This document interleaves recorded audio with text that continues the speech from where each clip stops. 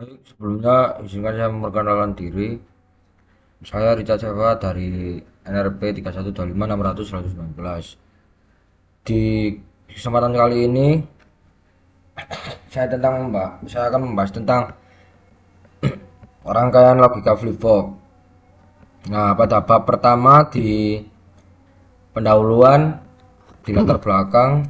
Jadi di bab pendahuluan ini saya mau jelasin dulu kenapa sih flip-flop itu penting banget di sistem digital. Nah, yang pertama, semua alat elektronik modern itu dasarnya kerja pakai logika biner, yaitu 0 dan 1. Nah, salah satu flip-flop ini fungsinya buat nyimpen data sekecil 1 bit, bisa dibilang dia ini semacam kayak memori kecil di dalam rangkaian. Nah, makanya itu di praktikum ini saya akan belajar tentang bagaimana sih caranya flip-flop kerja supaya paham dasar dari sistem penyimpanan data digital. Berikut tabel dari simbol fungsi dari AND, OR, NOT, NAND, NOR, XOR, XNOR. Nah, selanjutnya di tujuan praktikum ini sangat cukup jelas ya. Saya mau tahu sih bagaimana flip-flop bekerja. Nah, apa bedanya tiap jenis-jenis itu dan kenapa sih sinyal clock itu penting banget? Karena clock ini yang ngatur kapan data bisa berubah dalam sistem digital. Lalu di teori dasar ini saya akan bahas dulu tentang gerbang logika. Nah, semua sistem digital disusun dari gerbang-gerbang ini. Kalau disusun secara kombinasi, hasilnya langsung tergantung input. Tapi kalau disusun dengan elemen memori kayak flip-flop, dia bisa nyimpen keadaan sebelumnya. Lalu, nah di rangkaian kombinasional serta rangkaian sekuensional ini tuh juga cukup penting banget ya. Karena rangkaian kombinasi kayak kayak sini, kayak semisal rangkaian kombinasional itu semacam kayak kalkulator gitu. Input itu bisa berubah, hasilnya langsung berubah. Tapi sedangkan yang bagian sekuensial itu ibaratnya kayak apa, flip flop itu beda. Dia tuh bisa ingat keadaan sebelumnya karena punya memori ya kalau sekuensial ini.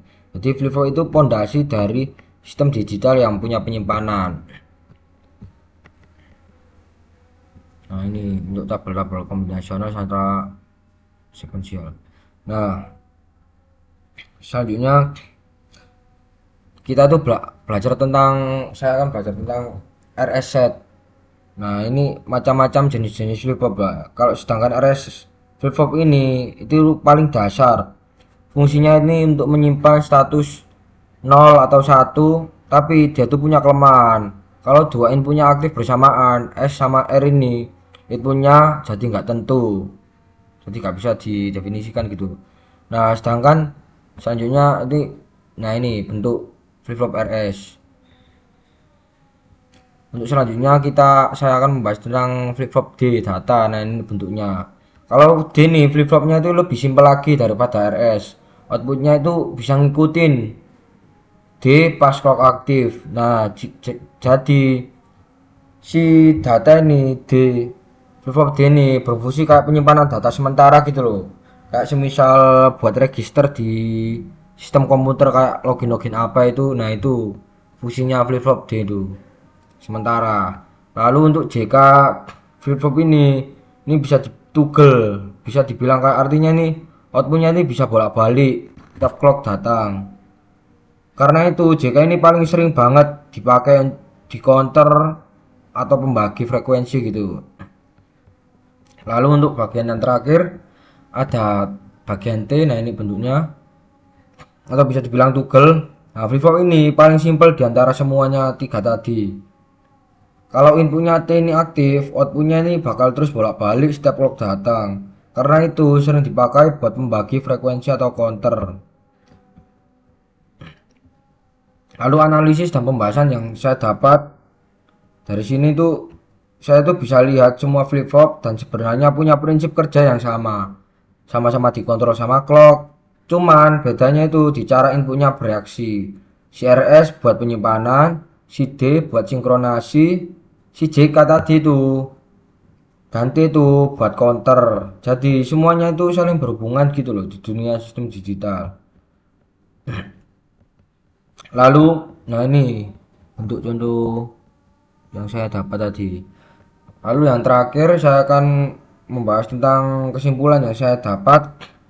Jadi kesimpulannya itu flip-flop ini walaupun kelihatannya sederhana, kayak kita tuh tahu XOR, XNOR, tapi itu dia punya peran penting banget di dunia digital.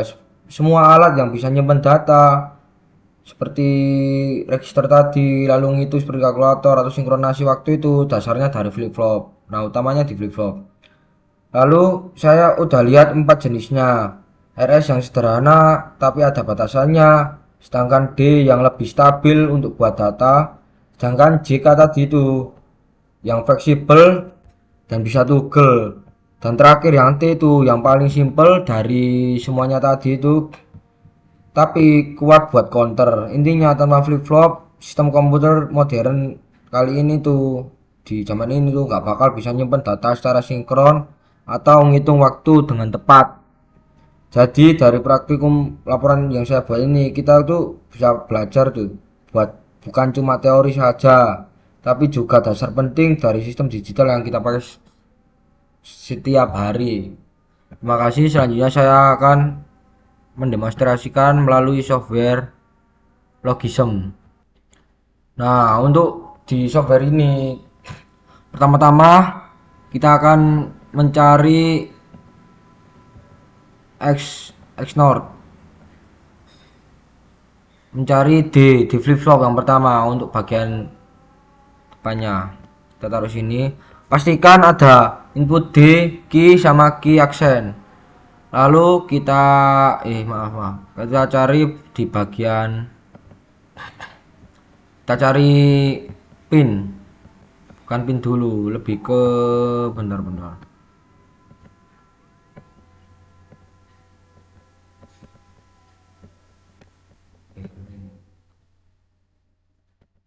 Kita pindah ke bagian gate, kita cari XNOR. Nah, ini kita enaknya taruh sini aja. Lalu kita sambungkan XNOR ke G nih. Aduh. Oh, kita tahan. Maaf.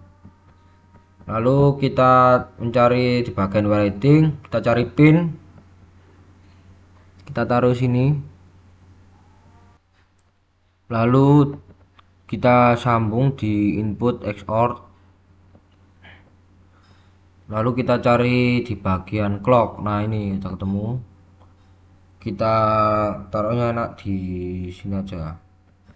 Nah, lalu kita sambungkan maaf. Kita sambungkan ini di input T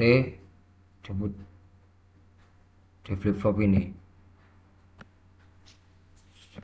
Nah, itu selanjutnya saya tambahkan LED sini di garis lurus saja biar sejajar. Set, tambahkan lagi satu lagi di sini. Lalu saya akan menyambungkan input key ke LED satunya sini. Nah, lalu saya akan menyambungkan input XNOR ini ke input key ya. Set.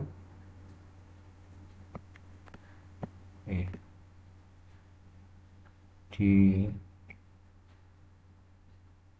input key sini. Nah, lalu kita simulasikan ke simulate, lalu disable.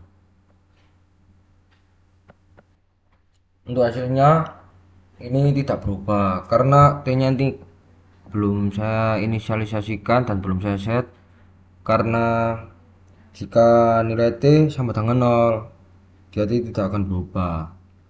Nah, coba kita ubah jadi 1.